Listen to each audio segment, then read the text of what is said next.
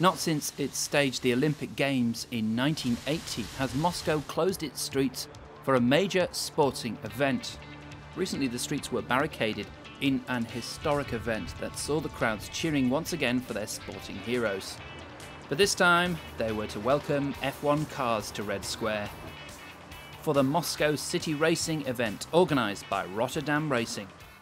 1 year ago we started with this project, and it was, well, we never believed that we could get all the permissions from the Moscow government, from the Kremlin administration, from the presidential administration. But in the end we succeeded, and don't ask me how, but we succeeded. As always, Formula One brings glamour and, of course, racing drivers. Nico Rosberg jumped at the chance to drive an F1 car around Moscow and explained just what he had in store for the crowds. First of all, some speed from this Formula One car. It depends also how bumpy it is, how fast I can go. I'm not sure yet. Other than that, some burnouts, some noise, so it should be fun.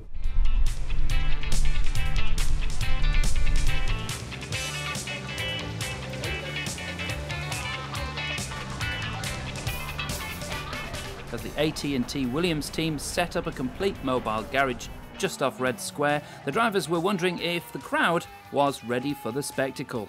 If you see the cars going 2 meters in front of you at 250, I think it looks pretty scary. When the final preparations were completed, it was time to find out.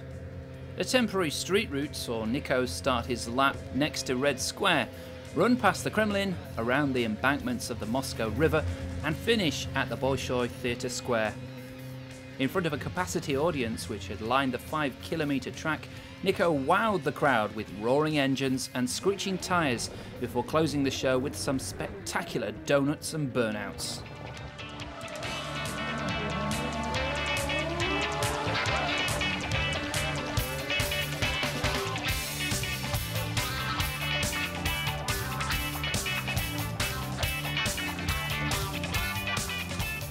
It would be a really interesting place to go for Formula One, I think.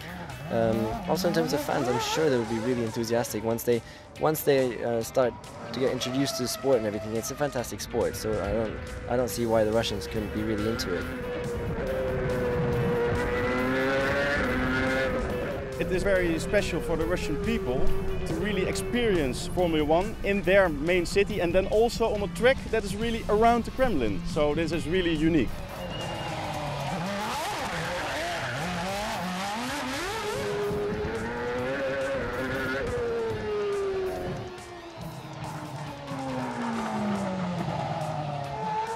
Over in the UK, as if looking for some help from the Cape Crusader, recently the Toyota Formula One team was out on the track with a promotional event for a new Batman movie. The iconic Batmobile, also known as the Tumbler, was paraded sedately alongside the Toyota TF108 race car. Although it's nearly 4 times heavier than the F1 car, the 5.7-litre Chevy V8 that powers the Tumbler has been tuned so it can take the 2.5-tonne vehicle from 0 to 100 km per hour in 5 seconds. Still no match for an F1 car that can usually get to 100 and back to 0 in just about the same time.